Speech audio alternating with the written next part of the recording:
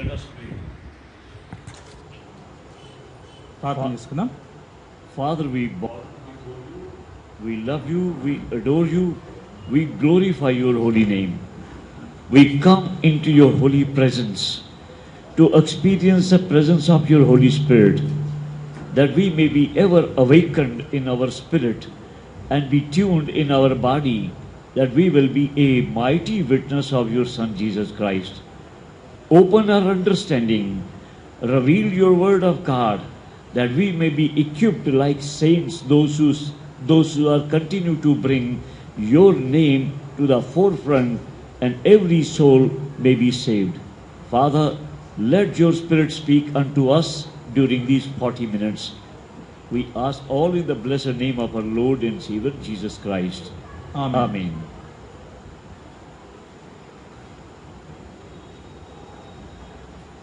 Did you find any problem of yesterday when I was preaching? Did you grasp something? నిన్న నేను చెప్పిన వాటిలో మీకు ఏదైనా సమస్యగా ఉందా, లేకుంటే ఏదైనా అర్థమైందా మీకు? At least 40% did you understand what I said? కనీసం 40% నేను చెప్పింది మీకు అర్థమైందా? Because if you understand 40%, then I think that I was successful. 40% మీకు అర్థమై ఉన్నా కానీ నేను నాకు బాగానే ఉంటుంది, నేను ఉత్తీర్ణుడయ్యాను అనుకుంటాను. Now today I just want to say that all of you have come from different backgrounds. ఈరోజు నేనేం చెప్పాలనుకుంటున్నానంటే, మీరందరూ భిన్నమైన మీ బ్యాక్గ్రౌండ్స్లో నుంచి వచ్చారు. మీరు Some they have come from the nominal Christian background. కొంతమంది నామకార్థ క్రైస్తవులుగా ఉంటూ వచ్చారు. Few of you have come from the Hindu background. కొంతమంది హైందవులుగా ఉంటూ ఇప్పుడు ప్రభుని తెలుసుకున్నారు. Maybe one or two from the Muslim background. ఒకవేళ ఒకరు లేక ఇద్దరు ముస్లిములుగా ఉండి వచ్చుండొచ్చు. But you have committed now to Jesus Christ. కానీ ఇప్పుడు మీరు యేసు క్రీస్తుకు మిమ్మల్ని మీరు సమర్పించుకున్నారు. And if you have come from the different background, ఒకవేళ మీరు ఇలాంటి భిన్నమైన బ్యాక్గ్రౌండ్స్ నుంచి వచ్చి ఉంటే, then you have the desire that we also want to promote the gospel to our people. అప్పుడు మీ హృదయంలో కూడా మా ప్రజలకు ఈ సువార్తను ప్రకటించాలి అన్న భావన ఉంటుంది. Your zeal is very important. మీకున్నటువంటి ఆ ఉత్సాహము చాలా ప్రాముఖ్యమైనది. But something more is needed. కానీ ఉత్సాహం మాత్రమే సరిపోదు, అంతకంటే ఎక్కువ కొంచెం ఏదో కావాలి. And that is wisdom. అది ఏంటి అంటే జ్ఞానము. So today I am going to open something. నేను ఈరోజు కొన్ని విషయాలు మీ ముందు తెరిచి ఉంచుతాను. That if we want to promote the gospel to the other people, మనం ఎవరికైనా వేరే వాళ్లకు సువార్త చెప్పాలి అంటే, then what we should do? ఏం చేయాలి అన్న విషయాలు చెప్తాను. Now 450 years before the birth of Jesus Christ, 430 సంవత్సరాలకు ముందు, యేసుక్రీస్తు పుట్టక 430 సంవత్సరాలకు ముందు, so it means 450 BC to 0 AD, అంటే 430 క్రీస్తుకు పూర్వం నుంచి 0 వరకు, in the entire 450 years, 450 సంవత్సరాలలో there was no prophets. ఏ ప్రవక్త కూడా లేరండి. So from Malachi to Matthew, మలాకి నుంచి మత్తయి వరకు there is no prophet has been given. ఏ ప్రవక్త ఇవ్వబడలేదు ప్రజలకి. But what happened those 450 years? కానీ ఆ 450 సంవత్సరాలు ఏమైంది? Something wonderful thing happened. ఏదో ఒక చాలా అద్భుతమైన పని జరిగింది. During this period, ఆ సందర్భంలో the monotheism grew very much. ఆ పరిస్థితులలో ఏకేశ్వరవాదము లేకపోతే ఒకే దేవుణ్ణి అనుసరించే వాదము ఎక్కువగా పెరిగింది. Because Judaism is a monotheistic religion. ఎందుకంటే యూదులు ఒక దేవుణ్ణి ఆరాధించే ప్రజలు. And you know that after the Persian rule, మీకు తెలిసి ఉండొచ్చు, మరి పర్షియా దేశస్థులు వీరిపై ఏలిన తరువాత, because Persian rule was at the time when Esther was there. ఎప్పుడు పర్షియా బబులోను రాజ్యము లేకపోతే పర్షియా రాజ్యము అంటే ఎస్తేరు సమయంలోది. Where is Persia? పర్షియా అంటే ఏంటి తెలుసా మీకు? ఎక్కడుంది అది? Can you say that which country is there which is called Persia now? ఇప్పుడున్న దేశాల్లో పర్షియా అంటే ఏంటో మీకు తెలుసా? Iran. Iran. Iran is a country where Queen Esther was there. ఇరానులోనే అప్పుడు ఎస్తేరు రాణి ఉండేది. And it was a place from where once again we see the Ezra, Nehemiah were also related to that empire. Ezra, Nehemiah లాంటి వాళ్ళందరూ కూడా అలాంటి రాజ్యంలో నుంచే బయటకు వచ్చారు. So when they came to Jerusalem for rebuilding the temple, వారు యెరూషలేముకు తిరిగి వచ్చి వాళ్ళ ఆ దేవుని సంఘాన్ని దేవుని మందిరాన్ని కట్టాలి అనుకున్నప్పుడు, at that time there were many gods and goddesses were there. ఆ సమయంలో ఎంతో మంది దేవీ దేవతలు ఉండేవారు. There were Baal worshipper was there. There was Malek and Molek and Dagon worshippers were there. బయలు దేవతను, మలేక్ను, మొలిక్ను, తర్వాత దాగోనును పూజించే వాళ్ళు ఉండేవారు. So these are the one which you find in the Bible. These were the gods which were worshipped by Sidon, by Moab, and then Ammon, and the people of Goliath. సీదోను, మోవాబు, ఆమోను లేకపోతే గొలియాతుకు సంబంధించిన వాళ్ళందరూ కూడా ఇలాంటి దేవతలనే ఆరాధించే వాళ్ళు అని బైబిల్ చెప్తా ఉంది మనకి. So from 450 BC to 0 AD some revival came. 450 క్రీస్తు పూర్వం 450 నుంచి క్రీస్తు శకం 1వ శతాబ్దం వరకు ఏదో ఒక తెలియని రివైవల్ వచ్చింది. Because 333 BC 333 BCలో then the Yunan, Greek empire came. అప్పుడు గ్రీకు దేశస్థులు అక్కడికి వచ్చారు. At the same time the Rome was built. ఆ సమయంలోనే రోము స్థాపించబడింది, కట్టబడింది. The Rome was not the world religion by that time. అప్పుడు రోము శాసకులు తీసుకుని వచ్చినటువంటి ధర్మము లేకపోతే మతమే అప్పుడు అన్ని చోట్ల ప్రపంచవ్యాప్తంగా ఉన్న మతం. But the Greek religion has one thing, that it became the lingua franca of the nations. కానీ గ్రీకు దేశస్థులు ఆచరించే మతమే అప్పుడున్నటువంటి దేశాలలో ఉన్న అందరికీ కూడా చాలా సాధారణంగా అర్థమయ్యేదిగా ఉంది. They were having many idols and they were having many god and goddesses. వారు ఎన్నో దేవీ దేవతల యొక్క విగ్రహాలను ఉంచుకొని పూజించేవారు. What happened? There was one king. ఏమైంది అంటే ఒక రాజు ఉండేవాడండి. He was king of Epiphane. ఎపిఫెనే అనే దేశానికి సంబంధించిన రాజు. This Antiochus Epiphanes, Greek king, he took the Jerusalem temple and put all the imagery in that. ఆ దేవుని యొక్క మందిరాన్ని, యెరూషలేంలో ఉన్న తీసుకుని ఎపిఫెనేకి సంబంధించిన రాజు వచ్చి అక్కడ ఆయనకు సంబంధించిన దేవీ దేవతల విగ్రహాలను ఉంచాడు. They brought the Devdasi also there. అక్కడికి వారు దేవదాసీలను కూడా తీసుకుని వచ్చి పెట్టారు. Devdasi means that there's a prostitution was given, religious prostitution. దేవదాసీలు అంటే మతం పేరిట చేసే వ్యభిచారులు. And in the temple they were having the human sacrifice also. ఆ సమయంలో మందిరంలో మనుషులను బలి ఇచ్చే ప్రథ కూడా ఉండేది. So to counter that, the religious people of Judaism, there was one community. అది దానిని ఎదుర్కోవటానికి యూదులలో నుంచి ఒక సమాజం పుట్టుకొని వచ్చింది. And whose leader was Hezmon. ఆ యొక్క లీడరు, ఆ సమాజానికి లీడరు హెజ్మోనుగా ఉండేవాడు. Hezmon's grandson, హెజ్మోను యొక్క మనవడు, who became the one who brought the revival, which is called Maccabees movement. ఆ మనవడు మక్కబీయుల యొక్క మూవ్మెంట్ ను తీసుకొని వచ్చి వాళ్ళలో ఉజ్జీవాన్ని నింపాడు. He fought Judah, who fought against the Greek empire. ఈయన యూదుల తరఫున గ్రీకు దేశస్థులతో పోరాడాడు. And then he got victory. వారిపైన విజయం కూడా సాధించాడు. He threw away the empire of the Greek. ఆయన గ్రీకు దేశస్థుల సామ్రాజ్యాన్ని అక్కడి నుంచి తోలి పారేశాడు. They celebrated all the temple and cleansed it. వారు వాళ్ళ మందిరాన్ని కడిగి వాళ్ళు దాన్ని ఒక ఉత్సవంగా చేసుకున్నారు.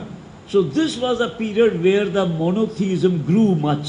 ఆ సమయంలో ఏకేశ్వరవాదము లేక ఒక దేవుణ్ణి ఆరాధించే పద్ధతి ఎక్కువగా పెరిగింది. So the Jew and the Jew, Greek and Roman, they all becoming non-idol worshippers.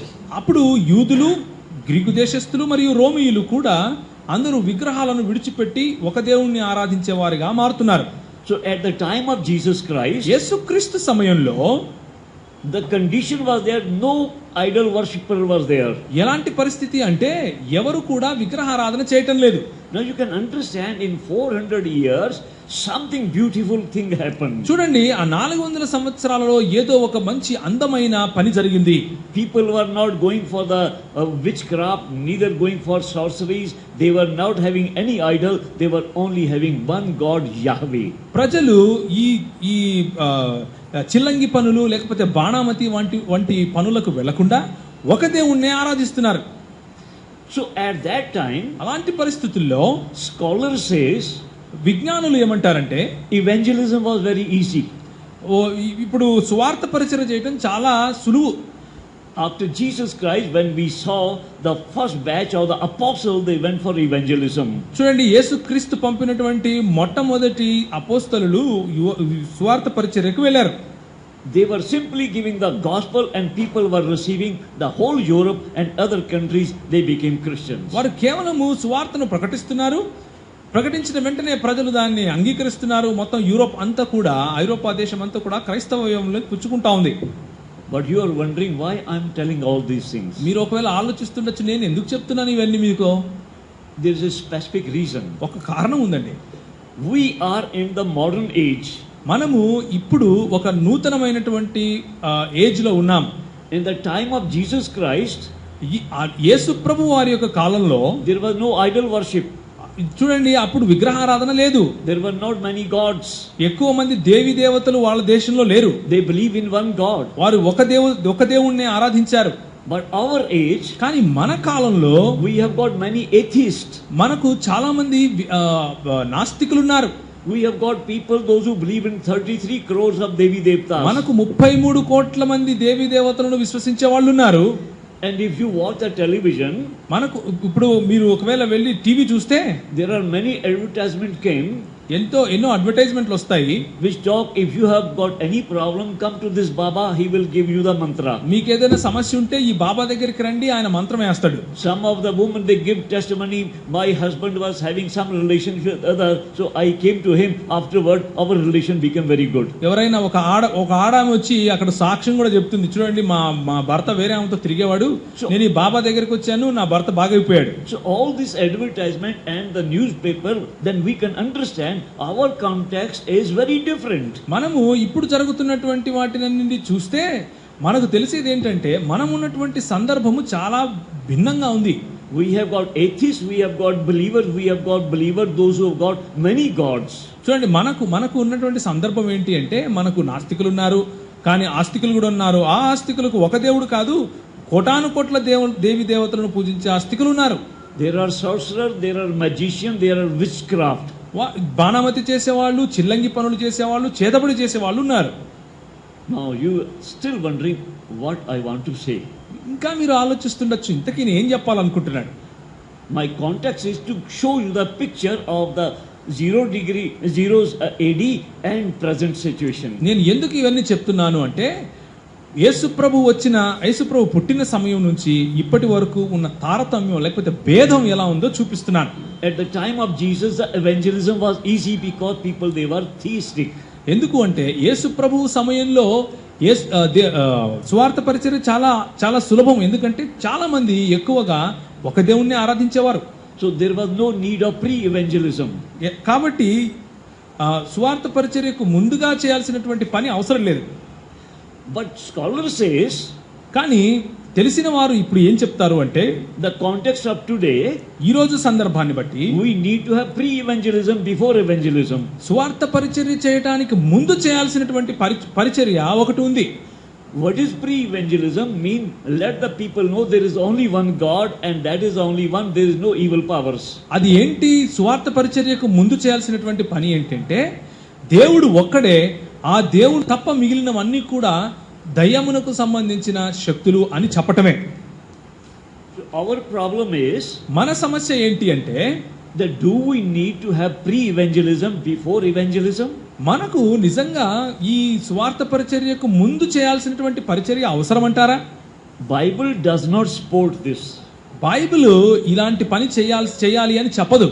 Bible does not say we need pre-evangelism before evangelism. Bible ఎక్కడ కూడా మీరు సువార్త పరిచర్య చేయడానికి ముందు ఇవన్నీ చేయండి అని చెప్పదు. If pre-evangelism needed, ఒకవేళ సువార్త పరిచర్యకు ముందు చేయాల్సిన పరిచర్య నిజంగా అవసరమైతే, then it means the Jews, those who are having law, it must have been helpful to them. ఒకవేళ అదే నిజమైతే ఎవరి దగ్గర అయితే ధర్మశాస్త్రం ఉందో యూదులు, వాళ్లకు సువార్త చాలా సులభంగా ఉండేది, వాళ్ళకి చాలా ఈజీ అయిపోతుంది. Jews, they believe in one God and they were having no other rituals. ఎందుకు అంటే ఆ యూదులు ఏ మిగిలినవేవి పట్టించుకోకుండా ఒక దేవుణ్ణే ఆరాధించారు. They had the law and the commandments. వారి దగ్గర ధర్మశాస్త్రం ఉంది. Does the law and the commandments save them? కానీ ధర్మశాస్త్రం వారిని రక్షించిందా? Because the law and the commandment does not give them salvation. ఈ చూడండి, ఈ ఆజ్ఞలు కానీ లేక ధర్మశాస్త్రము వారికి సాల్వేషన్ ఇవ్వలేదు, రక్షణను ఇవ్వలేదు. కాబట్టి neither it is preparing the ground for the salvation. అదే విధంగా రక్షణ కార్యానికి కావలసినటువంటి గ్రౌండ్ వర్క్ కూడా అది చేయలేదు. So the scholars, those who say we need to pre-evangelize our modern context. కాబట్టి ఈ విజ్ఞానులు ఎవరైతే వాళ్ళు విజ్ఞానులు అనుకుంటున్నారో, ఎవరైతే ఈ మాటలు చెప్తున్నారో సువార్త పరిచర్యకు ముందు ఏదో పని చేయాలని, which the Bible doesn't support that. దాన్ని బైబిల్ ఒప్పుకోదు. Bible say in Ephesians chapter 2 verse 8. ఎఫెసీయులకు రాసిన పత్రిక 2వ అధ్యాయం 8వ వచనంలో బైబిల్ అంటుంది, it say we are saved by grace. So కృప ద్వారా మనము రక్షణ పొందాం. It is not our doing. మనము మన ద్వారా రక్షణ పొందలేదు, మనం చేసుకున్న పని కాదు. But it's a gift of God. దేవుని యొక్క వరము అది. So what does it's Ephesians 2 and 8 says? విశ్వాసము ద్వారా కృపచేతనే అని చెప్తున్నప్పుడు ఎఫెసీయులకు ఏం చెప్తోంది అంటే, that there is no need of preparation. చూడండి, మీరు ఏదో వెళ్ళి పెద్దగా సిద్ధపడాల్సిన అవసరం ఏమీ లేదు అని చెప్తా ఉంది. Whether person is a religious or a sinner, no problem. చూడండి, అవతలి వ్యక్తి నిజంగా మతపరమైన వాడా లేకపోతే పాపా, మీకు అవసరం లేదు. Because salvation is not depending upon what we are. ఎందుకంటే రక్షణ మనము ఎవరము, మనం ఎలాంటి దేవుణ్ణి అర్థం చేసుకున్నాము అన్న దానిపైన ఆధారపడి లేదు. Because saving is only a gift of God. ఎందుకంటే రక్షణ అనేది దేవుడు ఇచ్చే వరము మాత్రమే. This Ephesians chapter 2 verse 8, ఈ 2వ అధ్యాయము 8వ వచనము ఎఫెసీయులకు రాసిన పత్రిక చూస్తే, is a basic thing which Augustine took it. దీనిని ఆగస్టిన్ గారు మొట్టమొదటిగా తీసుకున్నారు. Saint Augustine believed that we are justified by faith. ఆయన ఏం నమ్మారు అంటే, ఈ కృపచేత మాత్రమే మనం నీతిమంతులుగా తీర్చబడ్డాము అని అన్నారు. And the same which was taken by Martin Luther. దాన్నే మార్టిన్ లూథర్ గారు తీసుకున్నారు. Martin Luther was a reformer. ఆయన పునరుద్ధరీకరించాడు మన సంఘాన్ని. And he said we are justified by faith, not by our merits. మనము మనకున్నటువంటి తలాంతుల వల్ల, మన వల్ల కాదు, కానీ కేవలము దేవుని కృపచేత మాత్రమే రక్షణ పొందుతున్నామని చెప్పాడు. So what I am saying, నేను ఏం చెప్తున్నాను మీకు అంటే, to pre-evangelism is not needed. చూడండి, మనము చేయాల్సినటువంటి మన సువార్త పరిచర్యకు ముందు చేయాల్సిన పని మనకేం అవసరం లేదండి. But the early church thought we need the pre-evangelism. కానీ మొట్టమొదటి సంఘము దాని అవసరతను చూసింది. The first Christian, those who began, they were Jews. ఎవరైతే మొదట క్రైస్తవులుగా మారారో వారందరూ యూదులు. Those who become Christian from the Jew, they are called Messianic Jews. ఎవరైతే యూదుల నుంచి క్రైస్తవ్యం పుచ్చుకున్నారో వాళ్ళను మెస్సియానిక్ యూదులుగా పిలిచారు. So they say that everyone, those who want to receive salvation, they must become Jew first. వారంటారు, ఎవరైతే రక్షణను పొందాలనుకుంటున్నారో వారు ముందు యూదా సాంప్రదాయంలోకి రావాలన్నారు. It means they need a pre-evangelism, that all the Gentile, Greek and Roman, they first become Jew and then they will become Christian. కాబట్టి వాళ్ళ ఉద్దేశం ఏమిటి అంటే, ఎవరైనా యేసు ప్రభువునందు రక్షణ పొందాలి అంటే ముందు సువార్తకు ముందు జరిగే పని ఏంటి అంటే, యూదులుగా మారండి, ఆ తర్వాత మీరు క్రైస్తవులు అవ్వచ్చు. You know, in Acts of the Apostle chapter 10, చూడండి, అపోస్తలుల కార్యములు 10వ అధ్యాయంలో there is a story talking about Cornelius. కొర్నేలి గురించి ఒక కథ అక్కడ ఉంది, జరిగిన ఘటన. Cornelius was not a Jew. కొర్నేలియసు అక్కడ ఉన్నటువంటి ఆయన But యూదుడు కాదు, but Cornelius was God-fearing person. కానీ దేవుని యందు భయభక్తులు గలవాడు.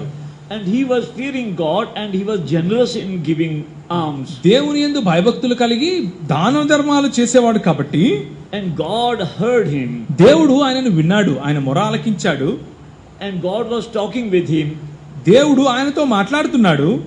He said, Cornelius, your all the things I have received it. Your prayer ఆయన has come అంటున్నాడు, to me. కొర్నేలి, నేను నువ్వు మాట్లాడినవన్నీ విన్నాను, నీకు కావాల్సింది నేను ఇస్తాను. Send your people to Joppa. ఆయన అన్నాడు, జొప్పాకు నీ ప్రజలను పంపించు. There is a person Simon in his house. Simon Peter is staying there. సీమోను పేతురు అన్న పేరు గల వ్యక్తి ఒక ఆయన అక్కడ ఉన్నాడు.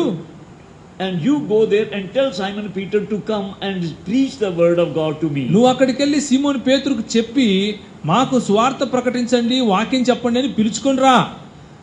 So he sent the people. They went to the Simon Peter, Simon the leper.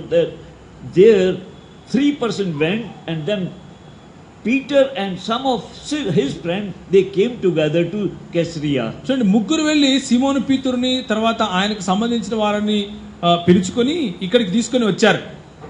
Before going that, do you know the story what happened to Peter before going to?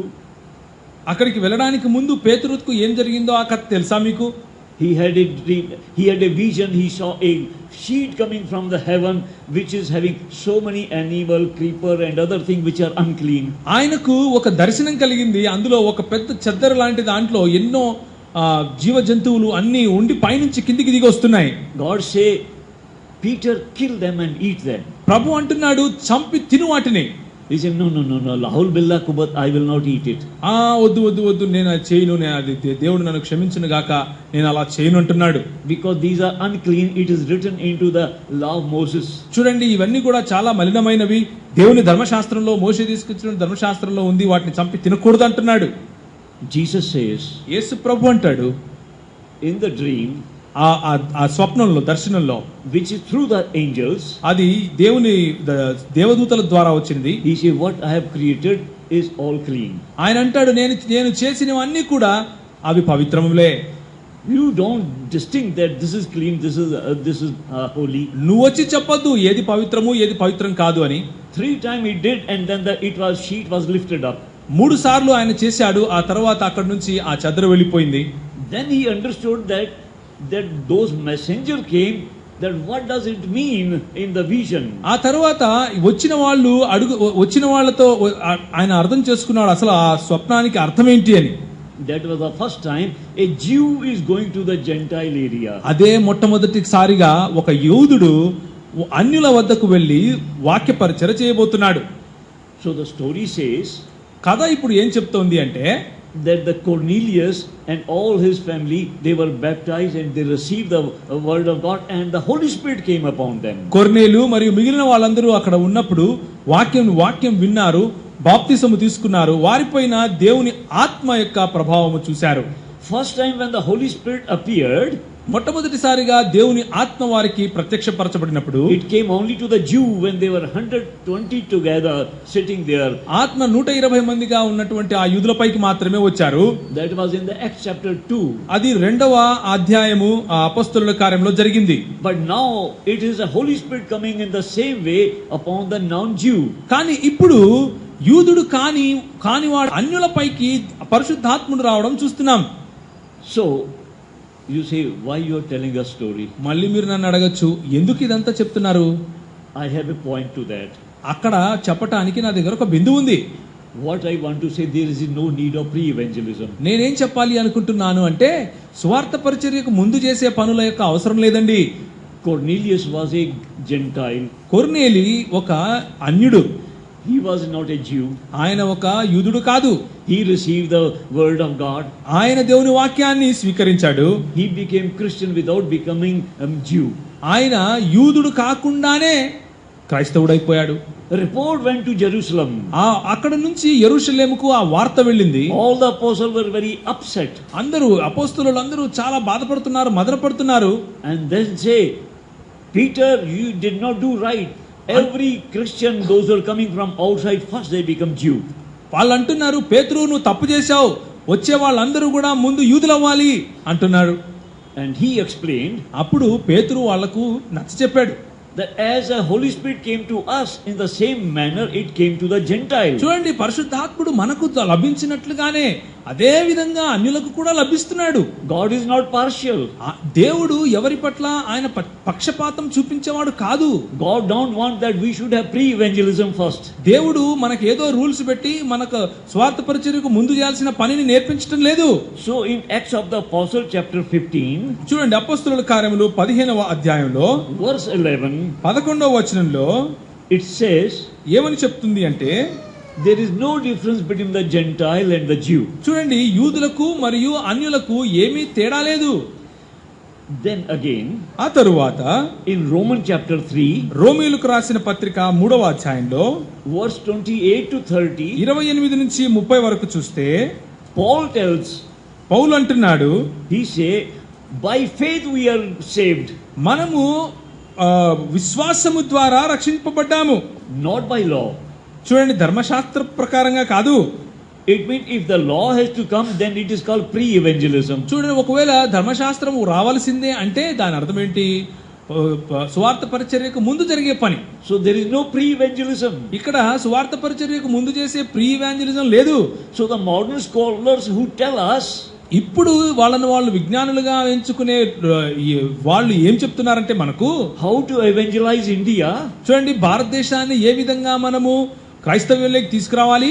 they say because these people, they are having idol worshipper, they are witchcraft and all those things, they need pre-evangelism before receiving gospel. మీరు స్వార్థ పరిచర్య చేయడానికి ముందు వాళ్ళను ఒక దేవుడు ఉన్నాడు అని నమ్మే విధంగా ముందు ప్రీ ఇవాంజలిజం చేయండి అని చెప్తారు. But Bible does not support. కానీ బైబిల్ ఆ విషయాన్ని మనకు నేర్పించదు. So neither we need any pre-evangelism. అదే విధంగా మనం కూడా ఆ ప్రీ ఇవాంజలిజం చేయాల్సిన అవసరం లేదు. Now once again, ఆ తర్వాత ఆలోచించండి. ఇప్పుడు you are coming from the different backgrounds. వేరు భిన్నమైనటువంటి మీ బ్యాక్గ్రౌండ్స్ నుంచి మీరు వస్తున్నారు. Maybe your father, your mother, your brothers, sisters, they are Hindus. మీ నాన్న, అమ్మ, తల్లి, తండ్రి వీళ్ళందరూ కూడా, లేకపోతే అన్న చెల్లెళ్ళు అందరూ కూడా హిందువులు ఒకవేళ అయ్యుండొచ్చు. They may be worshipping higher god or smaller god, whether they are spirit or they are worshipping to the mazar, which is called the tombs. పెద్ద దేవతనో చిన్న దేవతనో లేకపోతే గోరీలనో లేకపోతే పీర్లనో ఎవరినో వాళ్ళు ఆరాధిస్తున్నారు అనుకోండి. You know what the Bible says? Bible ఏం చెప్తుందో తెలుసా మీకు? Before you go and preach them, మీరు వెళ్ళి వాళ్లకు ప్రకటించటానికంటే ముందే God's spirit is already witnessing them. దేవుని యొక్క ఆత్మ వారి మధ్య పని చేస్తున్నాడు. ఆయన తన సాక్ష్యం ఇస్తున్నాడు. What John chapter 3 verse 16 says, యోహాను 3:16 ఏం చెప్తా ఉందండి? you all know this verse. మీరందరికీ తెలిసిన విషయమే ఇది. For God so loved the world, దేవుడు లోకమును ఎంతో ప్రేమించెను, that he gave his begotten son, that whosoever believeth on him shall not die but have everlasting life. ఎందుకనగా ఆయన అద్వితీయునిగా పుట్టిన వాని యందు విశ్వాసముంచు ప్రతివాడును నశింపక నిత్య జీవము పొందులాగున ఆయనను అనుగ్రహించెను అని చెప్తా ఉంది Bible. God did not love Jews only. దేవుడు కేవలము యూదులను మాత్రమే ప్రేమించలేదండి, but he loved all. అందరినీ ప్రేమించాడు. So God is already doing the work by his spirit among our own relatives. కనుక మన బంధుమిత్రుల మధ్యలో దేవుడు తన ఆత్మ ద్వారా ఇప్పటికే కార్యం చేస్తున్నారు. Whether they are Muslim or Hindu or Sikh or nominal Christian, వారు ముస్లిములైనా సిక్కులైనా హిందువులైనా లేక నామకార్థ క్రైస్తవులైనా సరే, he is already witnessing them. ఆయన ఆత్మ వారి మధ్య ఇప్పటికే సాక్ష్యం చెబుతా ఉన్నాడు. John chapter 14 verse 17, యోహాను 14:17 గనక మనం చూస్తే, he gives the testimony. ఆయన సాక్ష్యం చెప్తున్నట్లుగా మనం చూస్తాం. He see, God has given all the good thing. He has given rain and he has given season and he has given fruit into the field to all those people. చూడండి, మన వర్షము కానీ, సూర్యరశ్మి కానీ, భోజనము కానీ, పండ్లు కానీ ఏవైనా సరే ఆయన ఏ పక్షపాతము లేకుండా అందరికీ ఇస్తున్నాడు కదా. This is the witness of the Holy Spirit that God is speaking to them, that I am giving. ఇది అంటే ఈ పరిశుద్ధాత్ముడు ఇచ్చే ఒక విట్నెస్ ఏంటి అంటే, సాక్ష్యం ఏంటి అంటే, నేనే అందరికీ సమానంగా ఇస్తున్నాను. Romans chapter 1 verse 20. రోమీయులకు రాసిన పత్రిక 1వ అధ్యాయం 20వ వచనం చూస్తే And God says దేవుడు అంటాడు that the God has already revealed the things visible or invisible in the nature. చూడండి, ఆయన అదృశ్యముగా ఉన్నటువంటి మరియు కనిపించేటువంటి వాటిల్లో దేవుడు ఆయన గుణగణాలను ప్రజలకు ఆల్రెడీ చెప్పేశాడు అని అంటుంది బైబిల్. देखी और अनदेखी चीजों में उसने पहले ही बता दिया कि मैंने ये सब चीजें बनाई. చూడండి, అదృశ్యములైనవి దృశ్యములైనవి వాటన్నిటిలో కూడా నేనే వీటిని కలుగజేశాను అని దేవుడు చెప్తున్నాడు. So before we go and preach, God has been already preaching. మనము వెళ్ళి ప్రకటించటానికంటే ముందే దేవుడే ప్రకటించేస్తున్నాడు. So don't think that I will preach and then they will be converted. కాబట్టి పొరపాటును కూడా నేను వెళ్ళి ప్రకటిస్తాను ఆ తర్వాత వాళ్ళు మారుమనసు పొందుతారు అని అనుకోకండి అయ్యా. You know Sadhu Sundar Singh? మీకు సాధు సుందర్ సింగ్ గారి గురించి తెలుసు కదా. He was the one who was studying in the school. ఆయన ఒకసారి ఆయన తన చిన్నతనంలో స్కూల్లో చదువుకుంటున్నాడు. And the school was missionary school. ఆ స్కూల్ మిషనరీలో పెట్టిన school. And then they gave him the New Testament. ఆ బడిలో ఆయనకు ఒక కొత్త నిబంధన చేతికిచ్చారు. And he didn't believe and he burned the New Testament. అది ఆయన నమ్మలేదు కాబట్టి దాన్ని కాల్చి పారేశాడు. He say, I know that my Vaheguru is the only God. ఆయన అన్నాడు, నాకు తెలుసు మా వాహెగురు మాత్రమే నిజమైన దేవుడు. He say, oh Vaheguru, today you appear to me that you are the only God. They are all lies. ఆయన అన్నాడు, వాహెగురు ఈ రోజు నాకు కనిపించు, వీళ్ళందరూ అబద్ధం చెప్తున్నారు అన్నాడు. And he was desperately seeking the presence of the darshan of the Vaheguru. ఆయన వాహెగురు యొక్క దర్శనాన్ని కోరి చాలా ఆతృతతో వేచి చూస్తున్నాడు. And in the night time he was sitting in his room. ఒక రోజు రాత్రి ఆయన కూర్చుని తన రూమ్ లో ఉన్నాడు. He decided this. ఆయన నిర్ణయం చేసుకున్నాడు ఆ రోజు, that Vaheguru, you have to appear before me, otherwise I will put my head under the train. ఆయన అన్నాడు, వాహెగురు ఈ రోజు నువ్వు నాకు కనిపించాల్సిందే, లేకపోతే నేను వెళ్ళి ట్రైన్ కింద నా తల పెట్టేస్తాను. But Vaheguru did not come. Waheguru రాలేదు. Why he did not come? ఎందుకు రాలేదు ఆయన? I will tell you later. నేను మా తర్వాత చెప్తాను మీకు. Because who is Vaheguru? ఎవరండి నిజమైన Waheguru? Then you will understand when I will explain it. నేను చెప్పినప్పుడు మీకు అర్థమవుతుంది తర్వాత. Then he was hearing the whistle of the train which is far distance. దూరం నుంచి రైలు కూత వినిపిస్తా ఉంది. He got ready to go to the railway track to get himself suicide. వెళ్ళి రైల్వే ట్రాక్ మీద పడి చనిపోవాలి అని అనుకున్నాడు. The moment he was going to the door, ఆయన అలా వెళ్ళటానికి డోర్ దగ్గరికి వెళ్తుంటే immediately the voice came and the light came. Sudden గా అక్కడ నుంచి ఒక శబ్దం వినిపించింది. ఆ తర్వాత ఒక వెలుగు కనిపించింది. Sadhu Sundar Singh. సాధు Sundar Singh. He didn't say Sadhu. సాధు అనలేదు ఆయన. Because Sadhu he became later. ఆ తర్వాత సాధు అయ్యాడు కదా. He says Sundar Singh. Sundar Singh. He say, who are you, Vaheguru? ఆయన అన్నాడు, ఎవరు నువ్వు? వాహెగురువా? See, I am Jesus. ఆయన అన్నాడు, నేను యేసును. Before our preaching, God is preaching. నువ్వు నేను ప్రకటించడానికంటే ముందే దేవుడు ప్రకటిస్తున్నాడు. 3 days ago, 3 రోజుల క్రితము I get a email from Switzerland. Switzerland నుంచి నాకు ఒక ఈమెయిల్ వచ్చింది. The bishop of the Swedish church, Swedish సంఘం యొక్క బిషప్, he wrote me. ఆయన నాకు రాస్తూ He say, Pastor Khanna, ఆయన అంటున్నాడు, పాస్టర్ ఖన్నా గారు, you know that what is happening in Switzerland? Switzerland లో ఏం జరుగుతుందో మీకు తెలుసా? There are some Muslim and Hindus they are coming to us. చూడండి, కొంతమంది ముస్లింలు హిందువులు మా దగ్గరికి వస్తున్నారు. They say they have got a dream where they have seen Jesus Christ. వారు ఒక దర్శనాన్ని చూశారు, అందులో యేసు ప్రభువుని చూశారండి. And among the Muslim, great number of them, they are getting the vision of Jesus Christ. ముస్లింలలో చాలా మంది యేసు ప్రభువు యొక్క దర్శనాన్ని కనుగొంటున్నారు. So before we proclaim, మేము ప్రకటించడానికంటే ముందే he is proclaiming. ఆయన తను తాను ప్రకటించుకుంటున్నాడు. He is working there. ఆయన పని చేస్తున్నాడు. Now, ఇప్పుడు the question is that if there is no pre-evangelism, ప్రశ్న ఏంటంటే, ఒకవేళ మనము సువార్త పరిచర్యకు ముందు చేయాల్సిన పని లేదు అని అంటే, when we want to preach to our friends, our relatives, మన బంధుమిత్రుల దగ్గరికి వెళ్ళి మనం ప్రకటించాలి అంటే, will we say, oh my mom or my brother, oh my friend, you are worshipping devil? మనం వెళ్ళి వాళ్ళ దగ్గరికి ఓ అన్నయ్య, తమ్ముడు, లేకపోతే అమ్మ, నాన్న, నువ్వు దయ్యాన్ని ఆరాధిస్తున్నావు అని చెప్తారండి. These are witchcraft, these are evil things, don't do that thing. ఇవన్నీ కూడా చెడ్డ ఆత్మలు, వీటిని ఆరాధించొద్దు అని చెప్తారా? Don't say like that way. అలా చెప్పకూడదు. Those who have recently come from the Hindu background, ఎవరైతే కొత్తగా ఇప్పుడే హైందవ్యం నుంచి వచ్చారో they still have some nostalgia that how they were worshipping their old gods. ఇప్పటికీ కూడా వాళ్ళ దేవతలను వాళ్ళు ఎలా ఆరాధించేవారు అన్న యొక్క కొన్ని మెమరీస్ వాళ్ళలో ఉంటాయి.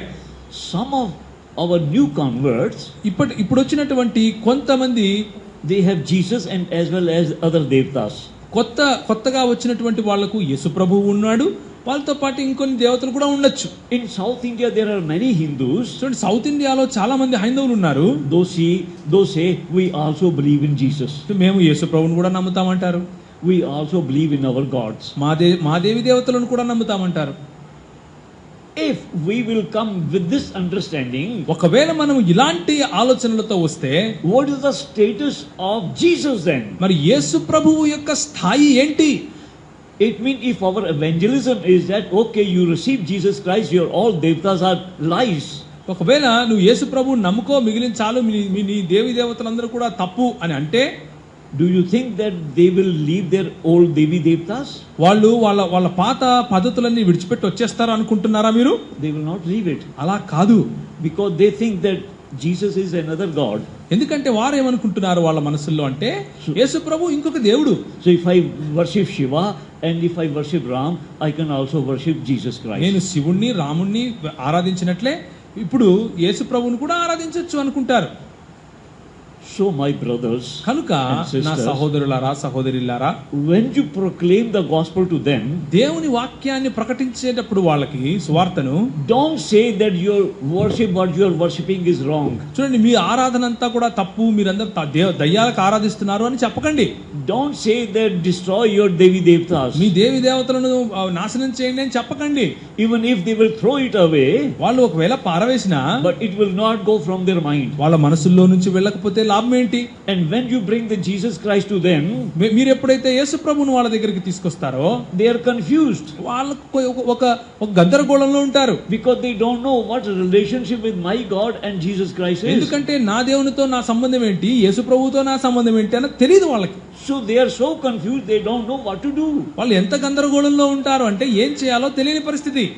Then you say, Pastor, then give us authority. We will tell them, don't believe that. ఒకవేళ మీరు అనొచ్చు, పాస్టర్ గారు నాకు అధికారం ఇవ్వండి, వెళ్ళి నేను చెప్పేస్తాను వాళ్ళకి, మీరు అలా నమ్మొద్దని. Don't do that. అలా చేయకండి. But what you have to do, మీకు ఏం చేయాలి ఇప్పుడు అంటే, you have to give a new understanding to them. క్రొత్త అవగాహనను మీరు వాళ్ళకి ఇవ్వాలి. They believe that all these spirits and gods, వాళ్ళు ఈ ఆత్మలన్నిటినీ దేవుళ్ళగా నమ్ముతున్నారు కదా. and if you bring Jesus to them, they will put along with them also. యేసు ప్రభువుని తీసుకొస్తే ఆయనను కూడా ఒకరిలో చేస్తాడు వీళ్ళందరిలో. When Paul was in Athens లో పాలు ఉన్నప్పుడు he said, what I see in all your country, there are so many devi devtas are there, temples are there. పౌలు అంటాడు, మీ దేశంలో ఎంతో మంది దేవి దేవతలు నేను చూస్తున్నాను. That is in Acts chapter 17. అది అపొస్తలుల కార్యాలు 17వ అధ్యాయంలో ఉంటుంది. He said, I saw one temple whose name is unknown. నేను ఒక వేదిని చూశాను, దానిపైన తెలియని దేవుడు అని రాసుంది. He said, do you know who is that God? ఆయన మీకు తెలుసా తెలియని దేవుడు ఎవరో? You worship him, ఆయనను మీరు ఆరాధిస్తున్నారు, but you don't know him. కానీ మీకు ఆయన గురించి తెలియదు. His name is Jesus. ఆయన పేరు యేసు. And then ఆ తరువాత they start having new understanding. వాళ్ళకు కొత్త అవగాహన రావటం మొదలుపెట్టింది. For such people, అలాంటి వారి కొరకు they have their own devi devta plus Jesus also.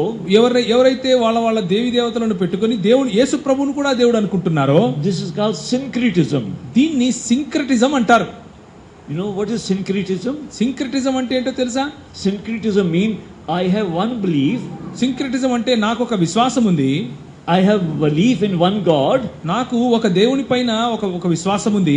Now I am also adding another God in my belief. నా విశ్వాసంలో నేను ఇంకొక దేవుడిని కూడా తీసుకొచ్చి పెట్టుకుంటున్నాను. I have Shiva my God. నాకు శివుడు ఒక దేవుడు.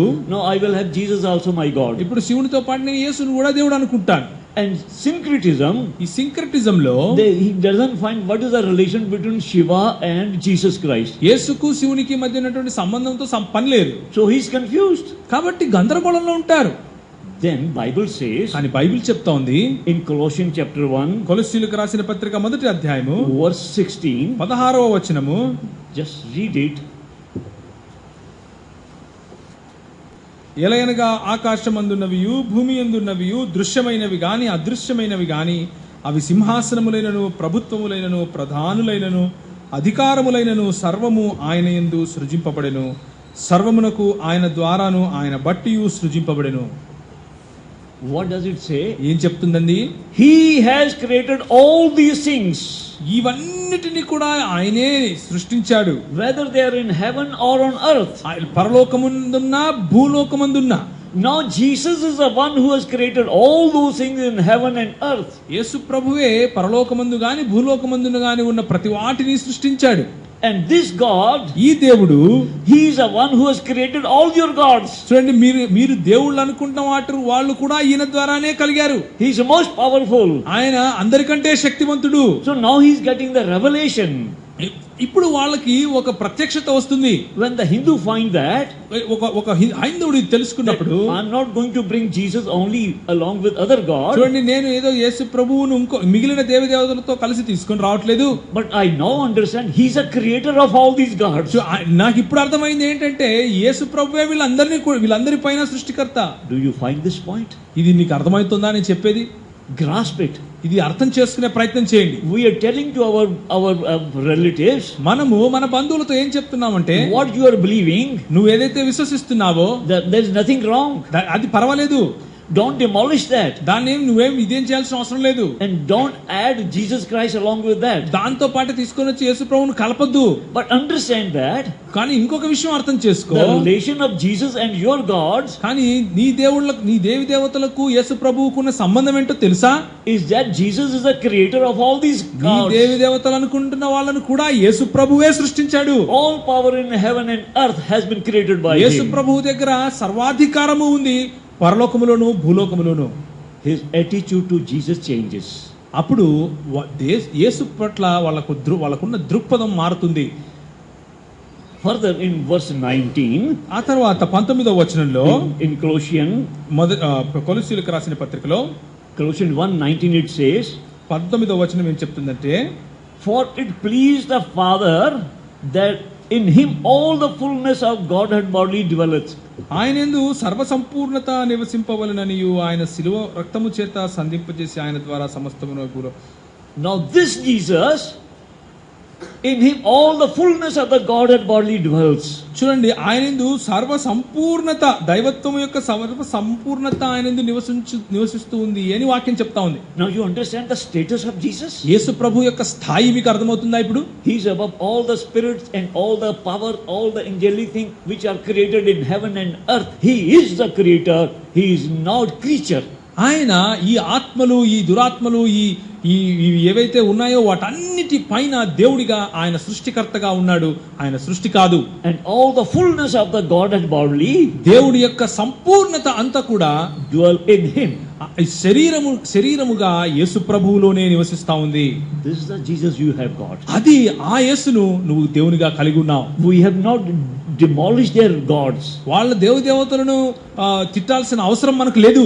But we have given them a new understanding. మనం ఒక నూతన దృక్పథాన్ని వాళ్ళకి ఇచ్చాము ఇప్పుడు. That this Jesus is the one who has created your God, then why don't you go to the creator only? మనం చెప్పాల్సింది ఏంటంటే, ఈ దేవుడు ఎవరో తెలుసా? మీ దేవతలను సైతము నిర్మించిన వాడు, సృష్టించిన వాడు. ఎందుకని ఆయన దగ్గరికి డైరెక్ట్ గా వెళ్ళకూడదు? So in this way we have got one problem solved. ఈ విధంగా మనకు ఒక సమస్య తీరిపోతుంది. Second is, రెండవది, those who have come from the Hindu background, ఎవరైతే హైందవ నుంచి వచ్చారో, or from Muslim or Buddhist or Sikh background or Jain background, ముస్లింలు గానో జైన్లు గానో లేకపోతే సిక్కులు గానో ఎవరైతే వచ్చారో, you know, when somebody dies, ఎప్పుడైతే ఒకరు చనిపోతారో, then they consider his spirit is hovering around them. వాళ్ళు ఏమనుకుంటారు అంటే, చనిపోయిన తర్వాత వాళ్ళ ఆత్మలు ఇక్కడ ఏదో తిరుగుతున్నాయి అనుకుంటారు. I'm going to use one Hindi word. ఒక హిందీ భాషలో నుంచి ఒక పదాన్ని మీకు చెప్తాను. If you will understand, it is very good. మీకు అర్థమైతే చాలా బాగుంటది. ఇంకా that is called shrahad. అదేంటంటే శ్రాద్ధం. You understand that word? శ్రాద్ధం అంటే తెలుసు కదా మీకు? When our somebody die and then for our pitra we give them food to eat. చూడండి, ఎవరైనా చనిపోయిన తర్వాత చనిపోయిన పెద్దలకు శ్రాద్ధం చేస్తారు. They believe in the dead one also are living. వాళ్ళు చనిపోయిన వారు కూడా ఇంకా జీవిస్తున్నారు అన్న విశ్వాసంలో ఉంటారు. Sometimes they want to talk with them. కొన్నిసార్లు వాళ్ళతో మాట్లాడాలనుకుంటారు. And some they say, oh, my dad came into the dream and he was giving me blessing. కొంతమంది అంటారు, మా నాన్న చనిపోయిన మా నాన్న నా కలలోకి వచ్చాడు, నన్ను ఆశీర్వదిస్తున్నాడు. Even though they are dead, but they still feeling dead or living.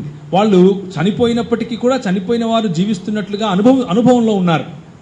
And if as a Christian, క్రైస్తవునిగా ఇప్పుడు మనము if you tell them, వాళ్ళ దగ్గరికి వెళ్ళి చెప్పేస్తే dead are gone, there is no dead one is there, చనిపోయిన వాళ్ళు అయిపోయారు, వాళ్ళ ఆత్మ ఇక్కడ ఏం లేదు అని చెప్పేస్తే, only living beings are there, బ్రతికున్న వాళ్ళే ఇక్కడ ఉంటారు అని చెబితే, when they became Christian, వారు క్రైస్తవులు అయిన తర్వాత, because we have not explained them, మనము సరిగ్గా వాళ్ళకి చెప్పలేదు కాబట్టి, then secretly they go and give the libation to their shraddh to their own loved ones. వాళ్ళు దాచుకొని ఏదో తప్పు చేస్తున్నట్లుగా వెళ్ళి చనిపోయిన వారికి శ్రాద్ధం చేసే పరిస్థితి వస్తుంది.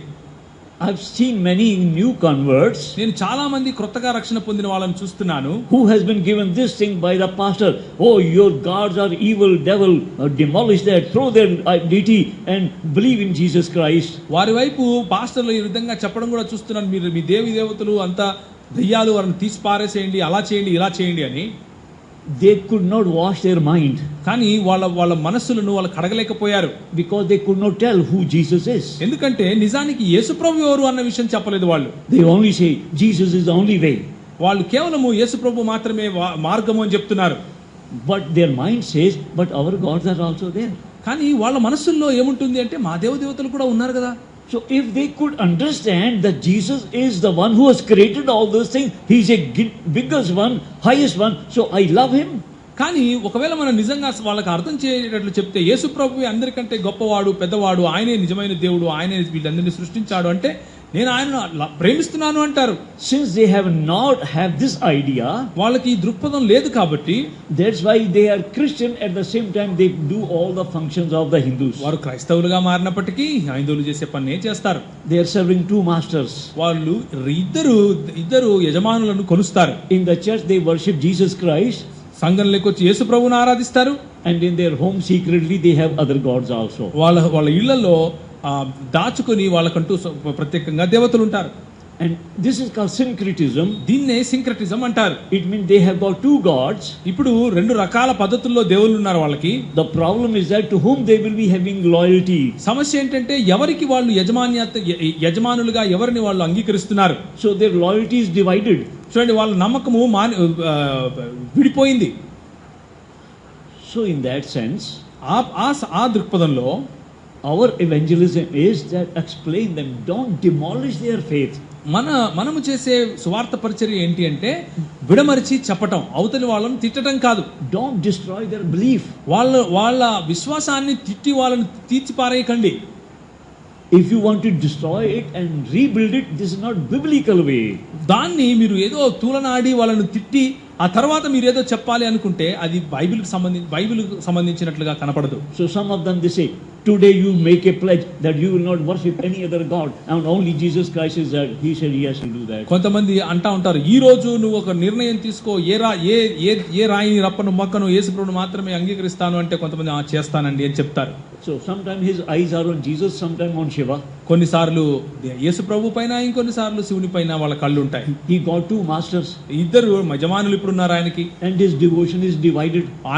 ఆయనకున్నటువంటి భక్తి రెండు రకాలుగా విడిపోతుంది. He became more worse in his life. ఆయన జీవితంలో ఇంకా ఎక్కువగా దౌర్భాగ్యతకు గురవుతాడు. But if he knew that, కానీ ఆయనకు తెలిస్తే that Jesus has created this God, దేవుడు యేసుప్రభువే వీళ్ళను కూడా సృష్టించాడని, all the heavenly power are in him, ఆయన యందు మొత్తము దైవత్వం అంతా, దైవిక శక్తి అంతా ఆయనలో మాత్రమే ఉందని, then he has no fear to not to worship his earthly god. ఆ తరువాత అలా తెలుసుకుంటే ఆయన భయపడకుండా మిగిలిన వాళ్ళను పక్కన పెట్టి యేసు ప్రభువునే ఆరాధిస్తాడు. Because now he understands he is the living God. ఎందుకంటే ఇప్పుడు ఆయనకు తెలిసింది ఏంటంటే ఈయనే నిజమైన దేవుడు.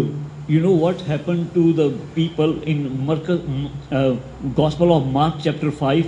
మార్కు సువార్త 5వ అధ్యాయంలో ఏం జరిగిందో తెలుసా? There was man possessed with the evil spirit. ఒక వ్యక్తి ఉన్నాడు, దయ్యాలు పట్టినవాడు. In verse 9 Jesus asked that person, 9వ వచనంలో యేసు ప్రభు అడుగుతున్నాడు, he said, what is your name? నీ పేరేంటి? He say, we are many. ఆయన వాడంటాడు మేము చాలా మందిమే, My name is Legion. నేను సేన. Legion means 6,000. సేన అంటే 6,000. And you say a one person having 6,000 deities. అంటే చూడండి 6,000 మంది దేవి దేవతలు వాళ్ళు ఇరుక్కున్నాయి. So what does it say? These all 6,000 who has created? ఈ 6,000కు ఎవరండి సృష్టికర్త? Is Jesus is 6,000 plus 1 6,001? ఈ 6,000కు పక్కన నిలబడి యేసు ప్రభు 6,001వ వాడా? No, all the 33 crore has been created by God himself. కానీ ఈ 33 కోట్ల మందిని ఎవరైతే నువ్వు అనుకుంటున్నావు వాళ్ళను కూడా దేవుడే సృష్టించాడు. He say all things which has been created by the Son through him, and everything which has created by him and for him. కలిగినవన్నీ కూడా యేసు ప్రభువే కలుగజేశాడు. అవన్నీ కూడా ఆయన కొరకు కలుగు చేసుకున్నాడు, ఆయనను బట్టి కలుగు చేసుకున్నాడు. So what that evil possessed person want that? ఆ దయ్యమును బట్టిన వాడికి ఏం కావాలి అంటే Jesus don't throw us out. నన్ను మమ్మల్ని పారవేయద్దు, We will welcome you also. నిన్ను కూడా మేము చేర్చుకుంటాం మాలో. You will be also one of us. మాలో ఒకనిగా నువ్వు కూడా వచ్చేసే అన్నట్లుగా మాట్లాడుతున్నారు. When they found that he is a creator, ఆయన నిజంగా సృష్టికర్త అని తెలుసుకున్నప్పుడు then they say, please send us into the swine. మమ్మల్ని పందులలోకి పంపించండి. Now you see the power of the creator and the power of the creature. సృష్టికర్త యొక్క శక్తిని, తర్వాత సృష్టింపబడిన సృష్టి యొక్క శక్తిని ఇప్పుడు మీరు గమనించండి. So this is where we have to see, ఇక్కడ మనం అర్థం చేసుకోవాలి that syncretism is dangerous. సింక్రటిజం అనేది చాలా చాలా ప్రమాదకరమైంది. When talking about our shraddh, our dead persons, మనం శ్రాద్ధం గురించి మాట్లాడే సమయంలో let us say those who are convert, do they want to forget about their father who was very loving but he was not Christian? చూడండి, వాళ్ళు ఎవరైతే ఏ తండ్రి అయితే వాళ్ళని ప్రేమించాడో ఆయన క్రైస్తవుడు కానంత మాత్రాన వాళ్ళు మర్చిపోతారా? Does he think that the gospel can be preached to him when he is dead? చూడండి, చనిపోయిన నా తండ్రికి కూడా నేను స్వార్థ చెప్తే బాగుంటుందని ఆయన ఆలోచించడా? Christian they say, no, you leave all the dead. There is nothing to do with them. క్రైస్తవులు అంటారు వదిలేసేయండి, వాళ్ళు చనిపోయారు. Ephesians chapter 4, ఎఫెసీయులకు రాసిన పత్రిక 4వ అధ్యాయము in verse 8 to 10, 8 నుంచి 10 వరకు it says that ఏమంటుంది అంటే, the Jesus Christ, the one who's ascended, he was also descended. చూడండి, యేసు ప్రభువు ఆయన పైకి లేపబడిన వాడు మాత్రమే కాదు, కానీ పాతాళములోకి కూడా దిగినవాడు. What is in Patalok? పాతాళ లోకంలో ఏముంది? All the dead are there. చనిపోయిన వారు అక్కడే ఉన్నారు. Jesus is interested in the dead people also. యేసు ప్రభు చనిపోయిన వారిని పైన కూడా మక్కువగలవాడు. Don't see that the Christian they say we have nothing to do with the dead. చూడండి, మనము క్రైస్తవులంగా చనిపోయిన వారితో మాకు సంబంధం లేదని చెప్పాల్సిన అవసరం లేదు. He went there and he proclaimed the gospel. ఆయన అక్కడికి కూడా వెళ్లి సువార్తను ప్రకటించాడు. He set the captive free and taken them to heaven. అక్కడ ఉన్నటువంటి బందీలుగా ఉన్న వారిని తీసుకొని పరలోకానికి వెళ్ళాడు. Again 1 Peter chapter 4, మొదటి పేతురు 4వ అధ్యాయము verse 6, 6వ వచనము. read, it is very interesting thing. చాలా బాగుంటుంది, ఒకసారి చదివి చూడండి. 1 Peter chapter 4 verse 6. మొదటి పేతురు 4వ అధ్యాయము 6వ వచనము.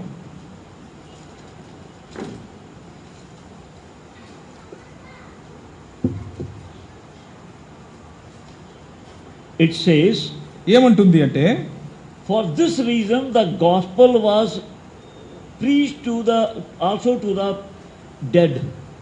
చూడండి, మృతుల శరీర విషయములో మానవరీత్యా తీర్పు పొందునట్లు ఆత్మ విషయంలో దేవుని బట్టి జీవించినట్లు వారికి కూడా సువార్త ప్రకటింపబడెను. इस कारण कि यीशु समाचार मुर्दों को भी सुनाया गया.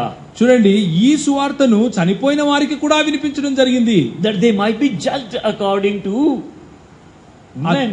చనిపోయిన వారు కూడా తీర్పు తీర్చబడటం కోసం. And live according to the God in the spirit. వారు దేవుని యందు ఆత్మ విషయంలో దేవుని బట్టి జీవించాలి అని వారికి కూడా సువార్త ప్రకటించబడింది. God is also interested in our dead people. దేవుడు చనిపోయిన వారి పట్ల కూడా ఆయన ఇంట్రెస్ట్ కలిగి ఉన్నాడు. Gospel was given to them. వారికి సువార్త అందించడం జరిగింది. So that they can believe and have eternal life. వాళ్ళు అక్కడ విని రక్షణానుభవంలో దేవునితో నిత్యత్వంలో ఉండాలి అని వినిపించడం జరిగింది. So that they will live in the spirit. వారు ఆత్మను బట్టి జీవించటానికి అలా చేయబడింది. As Christ he died and now live in the spirit. యేసు ప్రభువు క్రీస్తుగా చనిపోయి తిరిగి లేచి ఇప్పుడు ఆత్మలో జీవిస్తున్నాడు. Live in the spirit mean eternal life. అంటే నిత్యత్వంలో జీవిస్తున్నాడు. And that's why he say our loved one, those who obeyed, they will be also with the heavenly Father. అందుకనే మన వాళ్ళు ఎవరైతే మనం ప్రేమించామో వాళ్ళు కూడా దేవునితో కూడా ఉంటారు. So don't demolish their belief. వాళ్ళ విశ్వాసాన్ని ఊరికనే కొట్టిపారేయకండి. Don't demolish and build a new belief in them. వాళ్ళని కొట్టిపారేసి ఏదో కొత్తది పెట్టే ప్రయత్నం చేయకండి. Give them new understanding. కొత్త దృక్పథాన్ని వాళ్ళకు దయచేయండి. And that's why there is no pre-evangelism. అందువలనే కొత్తగా ఏదో సువార్త పరిచర్యకు ముందు చేసే పరిచర్య ఏమీ లేదు. Because God is speaking to them. ఎందుకంటే దేవుడు వాళ్ళతో ముందు నుంచి మాట్లాడుతున్నాడు. And when you go and understand them and give the new understanding of Jesus, మీరు ఎప్పుడైతే వెళ్ళి వాళ్ళకు ఒక కొత్త అవగాహనను ఇస్తారో యేసు ప్రభువుని బట్టి, then they will say yes, it is true. అప్పుడు వాళ్ళు అంటారు అవును అది నిజమే. My mother, మా తల్లి up to 80 years she never accepted Jesus Christ. 80 సంవత్సరాల వరకు యేసు ప్రభు నామ నమ్మలేదు. One day I was coming from convention. నేను ఒక కన్వెన్షన్ నుంచి ఒక రోజు వెళ్ళి వస్తున్నాను. And she asked, what did you say to the people? ఆమె అడిగారు, నువ్వు ఏం చెప్పావు ప్రజలకు? I told them about Jesus was risen from the dead. నేను చెప్పాను యేసు ప్రభు మృతులలో నుంచి తిరిగి లేచాడు. And those who die with him, they are also risen with him. చనిపోయిన వారు తిరిగి ఆయనతో కూడా లేస్తారు అని చెప్పాను. She said, is it true? ఆమె అంది, నిజమా? I said, yes. అవును. She said, I never knew. నాకు తెలియదే. I told that Jesus loves you in the same way. నేను అన్నాను, యేసు ప్రభు నిన్ను కూడా అదే విధంగా ప్రేమిస్తున్నాడు. He is the only God who has got power over death. ఆయన మాత్రమే ఈ మరణం పైన కూడా అధికారం కల దేవుడు. All other God, they are up to death. మిగిలిన దేవి దేవతలందరూ కూడా చావు వరకే. But Jesus has not only risen from the dead, but he also gave life to all those who died. కానీ యేసు ప్రభువు కేవలము తిరిగి లేవటమే కాదు, కానీ చనిపోయిన వారికి కూడా ఆయన జీవము దయచేయగలవాడు. She said, up to 82 years I never understood. 82 ఏళ్ళు వచ్చాయి నాకు ఇది అర్థం కాలేదు అని చెప్పింది. She gave her heart. అప్పుడు ఆమె హృదయాన్ని దేవునికి ఇచ్చింది. She received Jesus Christ. యేసు ప్రభువును పొందింది. Next year she died. ఆ తర్వాత ఆమె చనిపోయింది. And I don't need Shraddh. నేనేమి శ్రాద్ధం చేయాల్సిన అవసరం లేదు. Because she is taking the food from the heavenly Father. ఎందుకంటే పరలోకమందున తండ్రి దగ్గర ఆమె భుజిస్తా ఉంది. So my brother and sister, కనుక సహోదర సహోదరులారా, evangelism, చూడండి, ప్రీ ఇవాంజలిజం అనేది we have to give the status of our Jesus Christ so that they can understand he is the highest thing. అందులో మనం చేయాల్సింది ఏంటి అంటే యేసు ప్రభువు యొక్క స్థాయిని మనం చెప్పాలి. Once they will understand, ఎప్పుడైతే దాన్ని అర్థం చేసుకుంటారో, where the Holy Spirit is also working with them, ఎప్పుడైతే పరిశుద్ధాత్ముడు వారిలో పనిచేస్తున్నాడో, once they receive it, ఎప్పుడైతే దాన్ని వాళ్ళు అంగీకరిస్తారో, then you will get immense joy. అప్పుడు సంపూర్ణ ఆనందము పొందుతారు. So my whole talk is నా మాటలంతా కూడా that understand what is evangelism.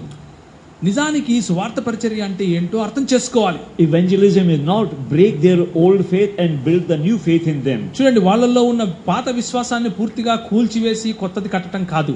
Tell them in their old faith there is something which is greater than that.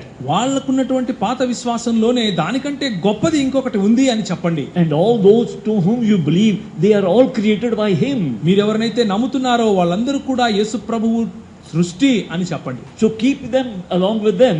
వాళ్ళతో ఉండనివ్వండి అలా కొద్దిసేపు. But all they will worship him.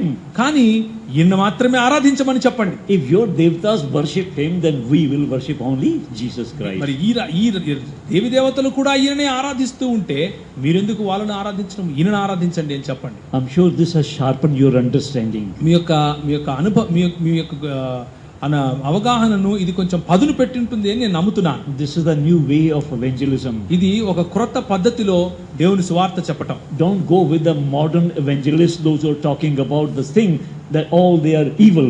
చూడండి, కొత్తగా వచ్చి చెప్పే వాళ్ళ పద్ధతుల్లో వెళ్ళకండి, వీళ్ళంతా నాశనము అని చెప్పకండి. But tell them what is good.